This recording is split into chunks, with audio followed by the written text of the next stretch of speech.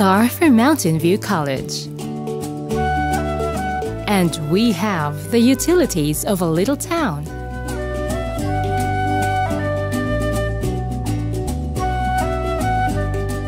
For more than your basic needs.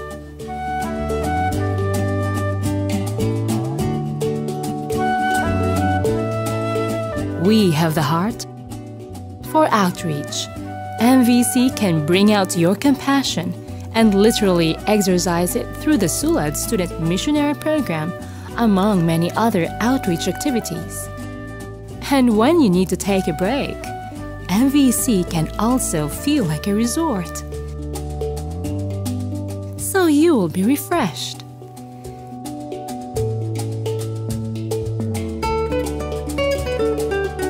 We have serene and scenic landscapes,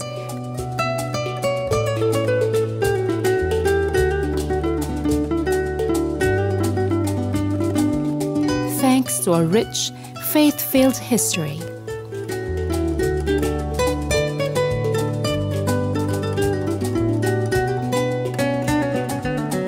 We have a campus that's big enough to build your dreams and future on. Come and build your future with us.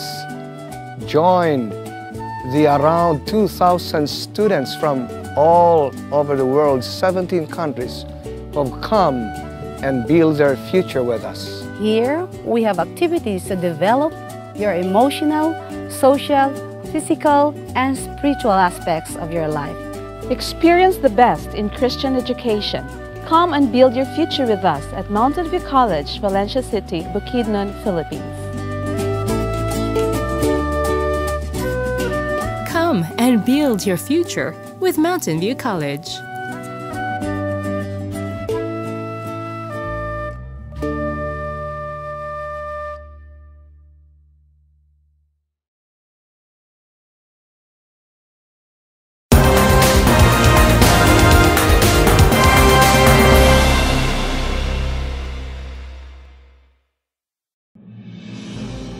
Hanggang saan mo kayang sumunod? Madaling sumunod kung malinaw sa iyo ang detalye at kabuuan ng utos na ibinibigay sa iyo. Ang pagsunod mo ay nakasalalay sa iyong relasyon sa Panginoon. Paano kung ang utos ay depende rito, nakadepende ang iyong pamilya at ang iyong buhay? Hanggang saan mo kayang sundin ang utos ng Diyos? Kaibigan, sa mensaheng ihahatid sa atin ngayon ng ating Pangulo, Pastor Romeo Mangiliman ng North Philippine Union Conference, ay sana'y makapagbigay sa iyo ng malalim at matibay na pasya na susunod sa ating Panginoon.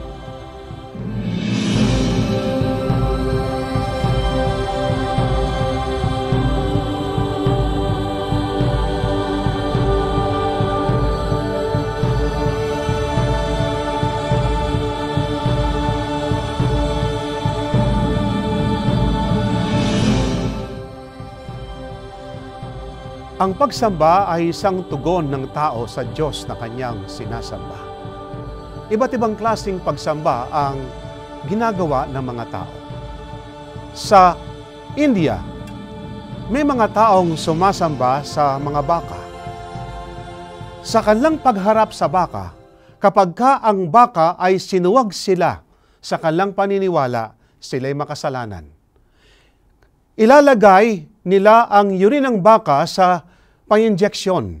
At pagkatapos kapag ang urine ng baka ay pumasok sa kanilang katawan, sa kanilang paniniwala, tinanggap ng kanilang Diyos ang kanilang pagsamba.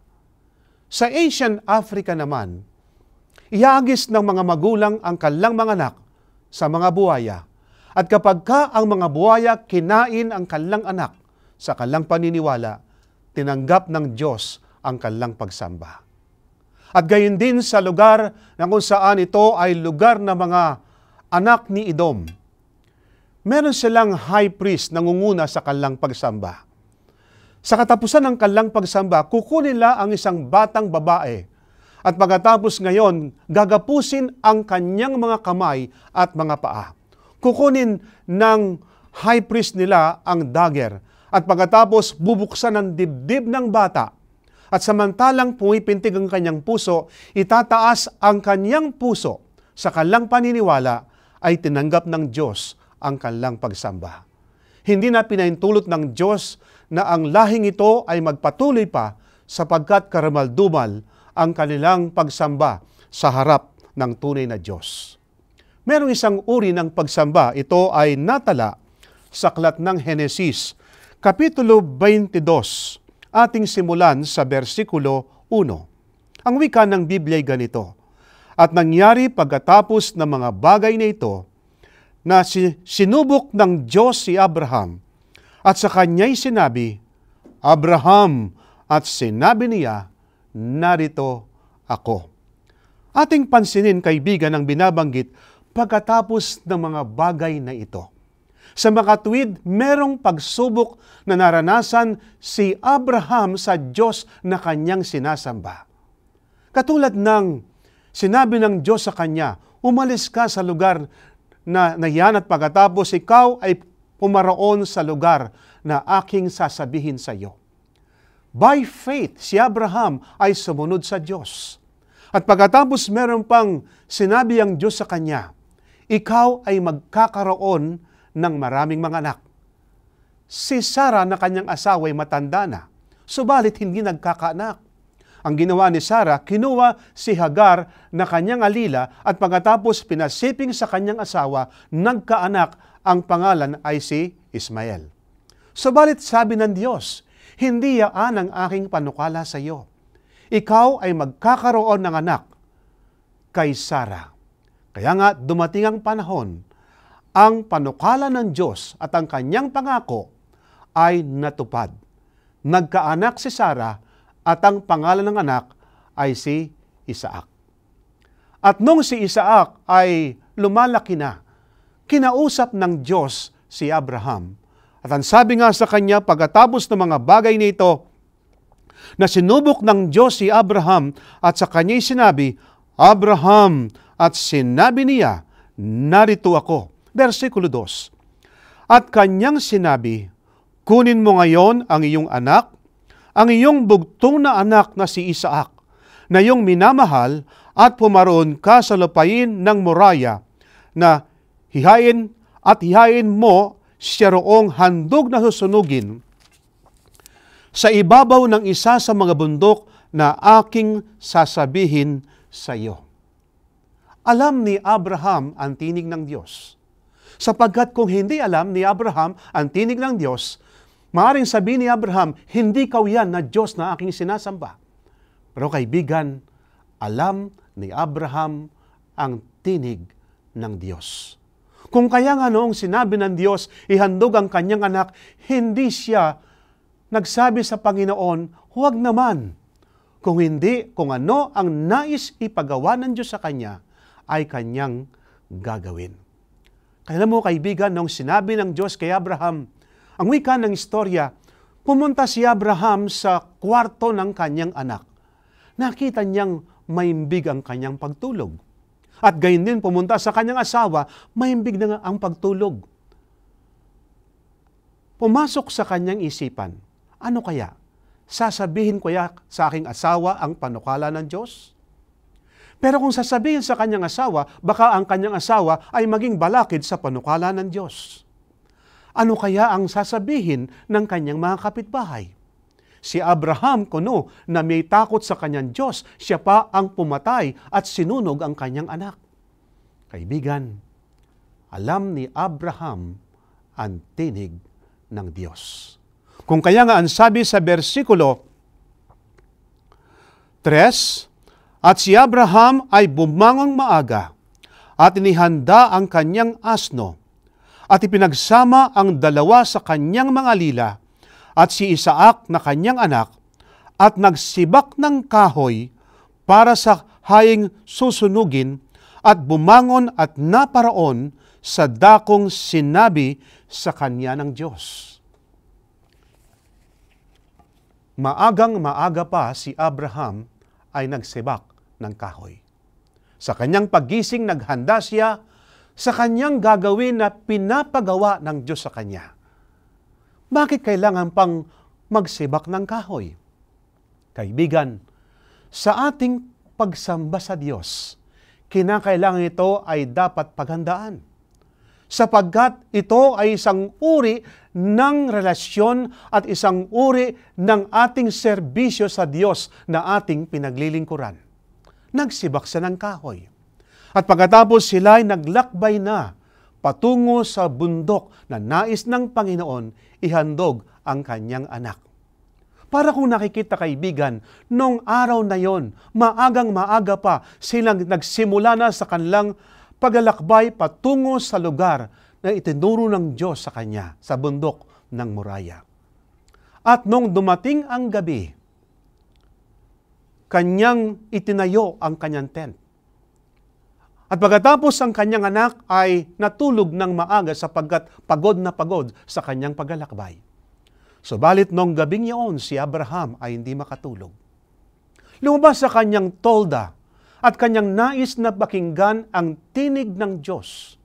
Panginoon, nasaan ka? Hindi ba sa panahon na tayo ay may suliranin at sa panahon na tayo ay merong malaking kapagsubukan? Hindi ba pagka merong nagsasalita sa atin, nagbibigay ng encouragement, hindi ba lumalakas ang ating sarili, ang ating damdamin? Subalit noong gabing iyon, kaibigan, walang nagsalita kay Abraham. Ang nangingibabaw sa kanya yung sinabi ng Diyos na kanyang iahandog ang kanyang anak. At noong kinaumagahan, pangalawang araw sa kanilang paglalakbay, muling naglakbay ang mag-ama kasama ang dalawang alipin.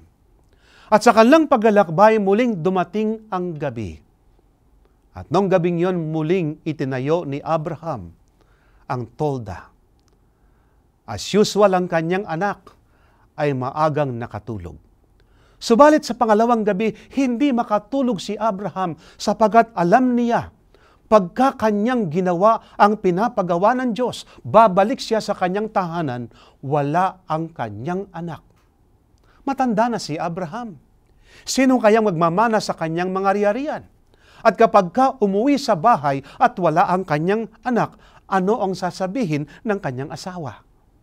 Subalit, nangingibabaw pa rin ang sinabi ng Diyos sa kanya. At noong pangalawang gabing yon, nais mapakinggan ni Abraham ang tinig ng Diyos. Subalit wala ang tinig ng Diyos. At ang wika ng ating Biblia sa ating pagpapatuloy, versikulo 4, nang ikatlong araw ay itiningin ni Abraham ang kanyang mga mata, at natanaw niya ang dakong iyon sa malayo. Ito ay pangatlong araw sa kanyang paglalakbay patungo sa bundok ng Moriah. At sinabi ni Abraham sa kanyang mga alila, maghintay kayo rito 10 asno. At ako at ang bata ay paroon doon. At kami ay sasamba at pagbabalikan namin kayo.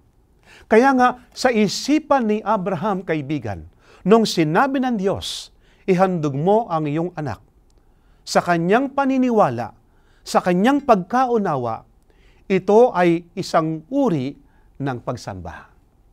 Kaibigan, ang paghahandog sa Diyos ay isang uri ng pagsamba. Anong klaseng pagsamba meron ka, kaibigan? Ito kayo nagbibigay ng kaluguran sa harap ng Diyos? Ito kayo nagbibigay ng kalwalhatian sa harap ng Diyos? Ano kaya ang hiniling ng Diyos sa iyo para hihandog mo sa Kanya? Marahil, kaibigan, ang iyong sarili. Marahil ang iyong panahon. Marahil ang iyong mga tinatangkilik. Nais ng Diyos, ihandog mo sa Kanya. At ang wika ng versikulo 6. At kinuha ni Abraham ang kahoy ng handog na sunugin, at ipinasan kay Isaac na kanyang anak, at dinala sa kanyang kamay ang apoy at ang sundang, at sila'y kapwa yumaong magkasama. Iyong pansinin, kaibigan, ang ugali ng mga patriarka ng unang panahon na kapag sila ay sumasamba sa Diyos, nagbibigay sila ng halimbawa sa kanilang mga anak. Nanupat ang ginagawa ng mga magulang ay dapat ituring ng mga anak. Ito ay dapat nilang tularan. Marahil sa mga nakaraang mga panahon, sa pagsamba ni Abraham ay kasama ang kanyang anak. Kaya nga, sa pagkakataong ito, ang kasama ni Abraham, hindi alam ng anak, ay ang mismong anak ang maging handog sa Diyos. At samantalang sila ay papunta sa bundok ng Moriah sapagkat sila nasa paanan ng bundok. Sa kanilang pag-akyat, narito ang tanong ng anak sa kanyang ama. At nagsalita si Isaac kay Abraham na kanyang ama, na sinabi, Ama ko. At kanyang sinabi, Narito ako, anak ko. At sinabi, Narito ang apoy at ang kahoy. Ngunit saan naroon ang korderong pinakahandog na susunugin? Ama ko, ako'y nagtataka. Dati-dati sa ating paghahandog sa Diyos ay dala natin ang ating handog. Subalit, nasaan ngayon ang handog na tupa? Ang tanging naisagot ng Ama sa kanyang anak. Jehovah Jireh, ang Diyos ang siyang magkakaloob. God will provide ang tanging naisagot ni Abraham sa kanyang anak. At sa kanilang pagpapatuloy sa kanilang pag-akyat sa bundok ng Moriah, muling nagtanong ang anak sa kanyang ama, Ama ko, nasaan ang ating handog na tupa sa ating Panginoon? O ang tanging naisagot ng ama sa kanyang anak, Jehovah Jireh, God will provide. At nung sila ngayon ay nasa taas na ng bundok, inihanda na yung altar na kung saan susunugin ang handog. Versikulo 8. At sinabi ni Abraham, Diyos ang maghahanda ng kordero, pinakahandog na susunugin anak ko. Ano pat sila'y kapwa yumaong magkasama. Versikulo 9. At sila'y dumating sa dako sa kanyang sinabi ng Diyos. At nagtayo si Abraham doon ng isang dambana at inayos ang kahoy at tinalian si Isaac na kanyang anak at inilagay sa ibabaw ng dambana sa ibabaw ng kahoy. Kung ating i-dramatize, kaibigan, ng pangyaring ito, samantalang nakahanda na yung altar, burn offering, nagtanong ngayon si Isaac sa kanyang ama, Ama ko, nasaan ang ating handog na sunugin? Inawakan ni Abraham ang kanyang anak sa kanyang shoulder. At pagkatapos ang sabi sa kanyang anak, meron akong sasabihin sa iyo. Alam mo anak, nung isang gabi ang Diyos ay nangusap sa akin. At ang sabi ng Diyos sa akin, anak, ikaw ang handog na susunugin. And for the last time, ay niyakap ng ama ang kanyang anak. At pagkatapos sa huling pagkakataon ay kanyang hinalikan ang kanyang anak. Sinasabi ng ama sa kanyang anak, Anak, ito ang nais ng Diyos. At pagkatapos sinabi ni Isaac sa kanyang ama, Ama ko, taliyan mo ng aking mga kamay, ang aking mga paa. At pagkatapos tinulungan ni Abraham may gas sa mga kahoy, altar na sunugin ang kanyang anak. At pagkatapos ang sabi ng Biblia, versikulo 10, At iniunat ni Abraham ang kanyang kamay, at inawakan ang sundang upang patayin ang kanyang anak. At tinawag siya ng anghel ng Panginoon mula sa langit. At sinabi, Abraham, Abraham, at kanyang sinabi, narito ako. Versikulo 12. At sa kanya'y sinabi, huwag mong buhatin ang iyong kamay sa bata, o gawan man siya ng anuman sapagkat talastas ko ngayon na ikaw ay natatakot sa Diyos, sa parang hindi mo itinanggi sa akin ang iyong anak, ang iyong bugtong na anak. Alam ba ni Abraham na siya'y pipigilan ng Diyos? Hindi alam. Subalit sa kanyang paniniwala, sa kanyang pananampalataya sa Diyos, anuman ang maging bunga nito, siya ay handang sumunod sa Diyos, sa salita ng Panginoon. At pagkatapos nakita ni Abraham sa isang sulok ang isang tupa, kinuha ni Abraham at pagkatapos siyang inihandog sa Diyos. Muling nangusap ang Diyos, versikulo 15, at tinawag ng anghel ng Panginoon si Abraham na ikalawa mula sa langit. 16, at sinabi, sa aking sarili ay sumumpa ako, anang Panginoon, sapagkat ginawa mo ito at hindi mo itinanggi sa akin ang iyong anak, ang iyong bugtong na anak. Pinangako ng Diyos sa kanya ang maraming pagpapala. Hindi lamang payayamanin si Abraham, subalit sinabi ng Diyos sa kanya, maging ang Mesiyas sa kanyang pagkakatawan tao ay manggagaling sa lahi ni Abraham. Kaibigan, nasubok si Abraham, subalit siya ay nasumpungan tapat sa ating Diyos. Kaibigan, tapat ka ba kung sakasakaling susubukin ng Diyos ang iyong pananampalataya? Handa ka bang sumunod sa ating Panginoon?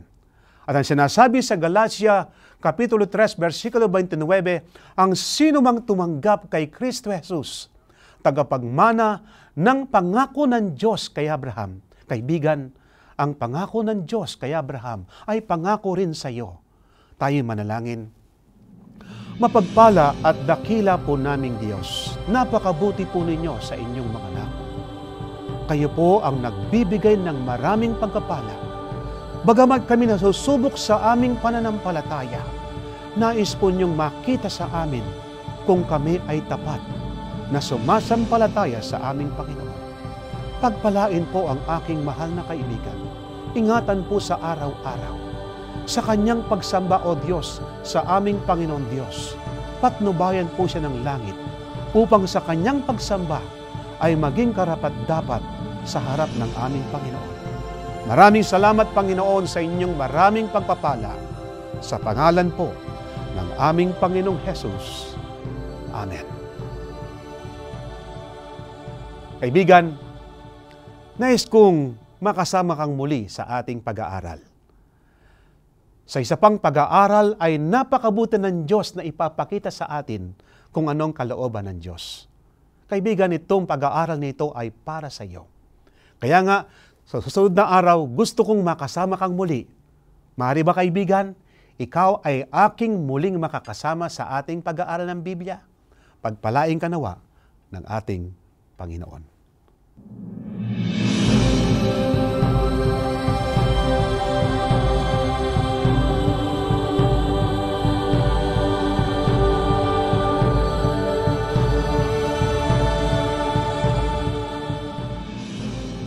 Isang katuwaan po para sa amin na ibahagi sa inyo na ang Hope Channel Philippines ay napapanood ng malinaw sa buong Metro Manila, liban sa ibang bahagi ng Pilipinas at sa mga karatig bansa. Ito po ay sa pamamagitan ng mga digital TV receivers. So ang ating pong channel na Hope Channel Philippines ay nakukuha, napapanood sa Channel 44. Ang kailangan nyo lang gawin, i-scan ang scanner ng inyong remote at makukuha nyo kasama ng mga regular programs ng inyong TV ang Hope Channel sa Channel 44. Nais po naming malaman kung saan nanggagaling at saan naroroon ang mga tagapanood ng ating programa. So tulungan nyo po kami sa pag-improve nitong ating mga programa at signal ng Hope Channel Philippines. Nandyan po sa ating screen ang ating mga numero. Mag-text po kayo at tumawag. Kami ay malugod na tatanggap ng inyong mga feedback at masaya kaming isasama sa aming mga dalangin. Pagpalain kayo ng ating Panginoon.